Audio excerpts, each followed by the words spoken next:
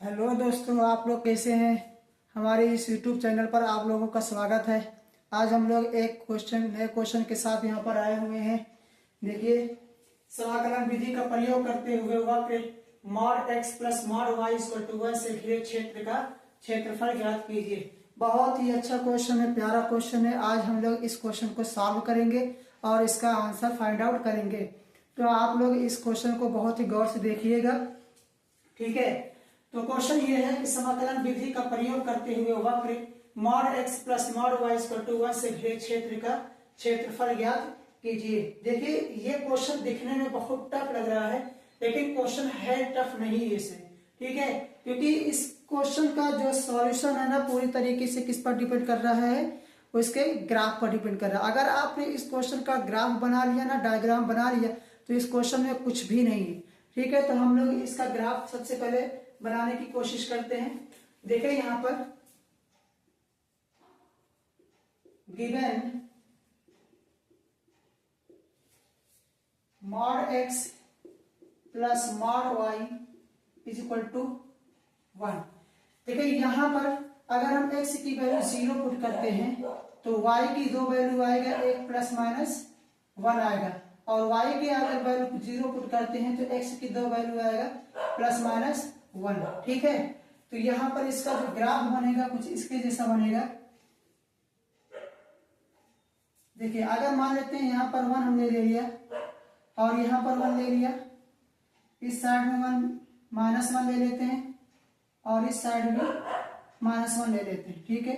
ये 1 कामा 0 हो गया, ये 1 0 कामा 1 हो गया, ये माइनस 1 कामा 0 और ये पॉइंट हो जाएगा 0 कामा माइनस 1, ठीक है।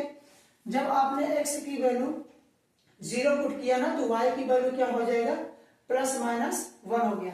तो एक वैल्यू यहां पर आएगा और एक वैल्यू यहां पर आएगा। तो x की वैल्यू 0 पुट करने पर 0 कामा 1 यहां पर हो गया और 0 कामा माइनस 1 यहां पर हो गया, ठीक है। और एक वैल्यू जब हमने y की वैल्यू 0 पुट किया तो x की वैल्यू क्या हो गया, प्लस माइनस 1। तो इन पॉइंट को जब आप ज्वाइन कराएंगे तो कुछ ग्राफ इसके जैसा बनेगा। देखिए जरा,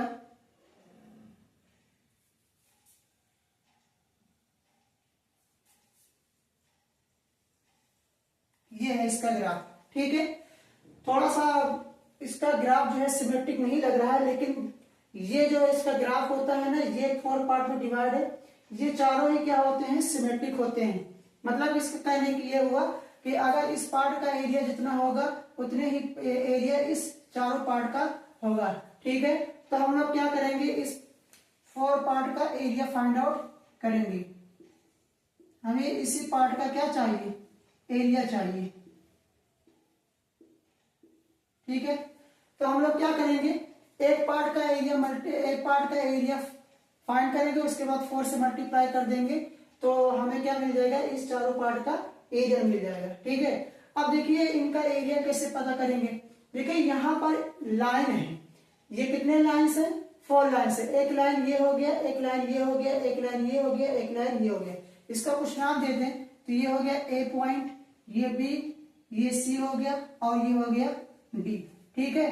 तो फर्स्ट क्वाड्रेंट में जो लाइन बना है उस लाइन का इक्वेशन कैसे पता करेंगे। देखें यहाँ पर हम बना रहे हैं, हमें पता है कि फर्स्ट क्वाड्रेंट में x की वैल्यू क्या होता है, पॉजिटिव होता है, और y की वैल्यू क्या होता है, पॉजिटिव होता है। दोनों वैल्यू क्या होते हैं, पॉजिटिव होते हैं। यहाँ पर x की वैल्यू भी पॉजिटिव होता है, y की वैल्यू भी पॉजिटिव होता है। इसका कहने का मतलब ये हुआ कि x की वैल्यू पॉजिटिव और y की वैल्यू भी पॉजिटिव हुआ। तो इस लाइन का इक्वेशन क्या हो गया, x plus y is equal to 1। ये कब होगा, जब x की वैल्यू 0 से ग्रेटर होगा और y की वैल्यू भी 0 से ग्रेटर होगा, ठीक है ना। और यहाँ पर सेकंड क्वाड्रेंट में देखते हैं, सेकंड क्वाड्रेंट में हमें पता है कि x की वैल्यू क्या होता है, नेगेटिव होता है, और y क्वाड्रेंट क्या होता है, पॉजिटिव होता है। तो x क्वाड्रेंट अगर नेगेटिव होगा, यहाँ पर x क्वाड्रेंट 0 से लेस एंड y क्वाड्रेंट 0 से क्या होगा, ग्रेटर होगा। तो इस लाइन का इक्वेशन क्या हो जाएगा, यहाँ से minus x plus y is equal to 1। इसी तरीके से CD लाइन का इक्वेशन हम लोग फाइंड करेंगे। तो ये CD जो हो रहा है ये किस क्वाड्रेंट में लाई कर रहा है, ये थर्ड क्वाड्रेंट में लाई कर रहा है। And we know that third quadrant में क्या होता है, x quadrant and y quadrant दोनों ही निगेटिव होते हैं, ठीक है, दोनों ही क्या होते हैं इसमें निगेटिव होता है। तो इसलिए इस लाइन का इक्वेशन हो जाएगा minus x minus y is equal to 1। इसी तरीके से इस लाइन का इक्वेशन फाइंड करेंगे हम लोग। इस फोर्थ क्वाड्रेंट में एक्स क्या होता है, एक्स ये 0 से क्या होता है ग्रेटर होता है और वाई से क्या होता है लेस होता है। तो इस लाइन का इक्वेशन हो जाएगा x minus y is equal to 1, ठीक है। तो ये एक्स एक्सिस है, ये वाई एक्सिस है, ठीक है।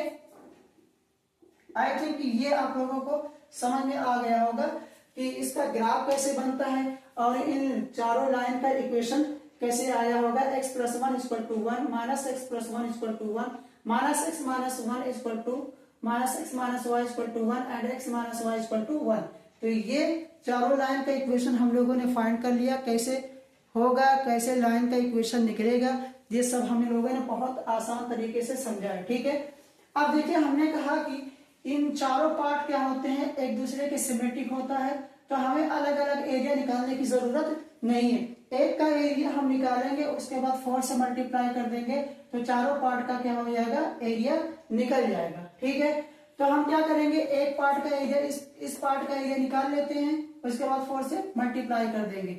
हमने क्या किया कि इस पर एक स्ट्रिप लिया, एक हमने स्ट्रिप लिया, ठीक है। तो यहां पर हम लिखेंगे वही चीज लिखेंगे जो यहां पर लिखा गया है,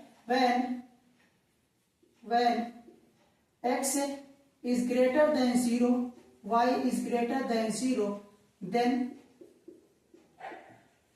the equation of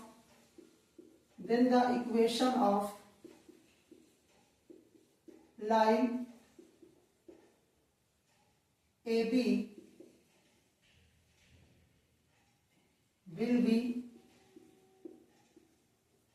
x plus y is equal to 1, and when x is less than 0, y is greater than 0, तो लाइन का इक्वेशन क्या हो जाएगा minus x plus y is equal to 1।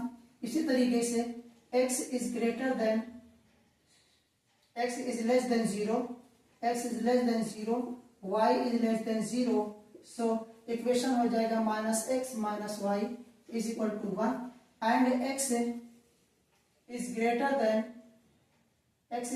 than 0, y is less than 0, तो line का equation हो जाएगा x minus y is equal to 1, ठीक है।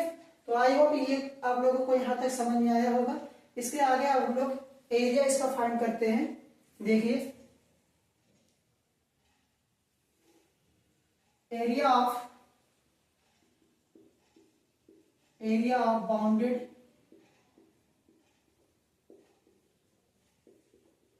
Reason is equal to 4 times integration of, देखिए इस पॉइंट का कोऑर्डिनेट क्या हो जाएगा 0, तो लिमिट क्या हो जाएगा 0 to 1 y dx, ये हो जाएगा 4 इंटीग्रेशन ऑफ 0 to 1।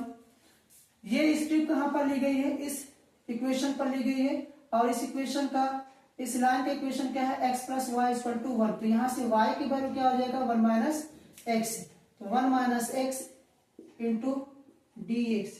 अब इसका इंटीग्रेशन करेंगे हम लोग x minus x square by 2, तो ये हो गया 0 to 1, लिमिट पुट करेंगे 4 1 माइनस 1 बाई 2, ये हो जाएगा 4 टाइम्स 2 1 जा 2 माइनस 1 1 बाई 2, कैंसिल करेंगे 2 2 जा 4, तो ये हो गया 2।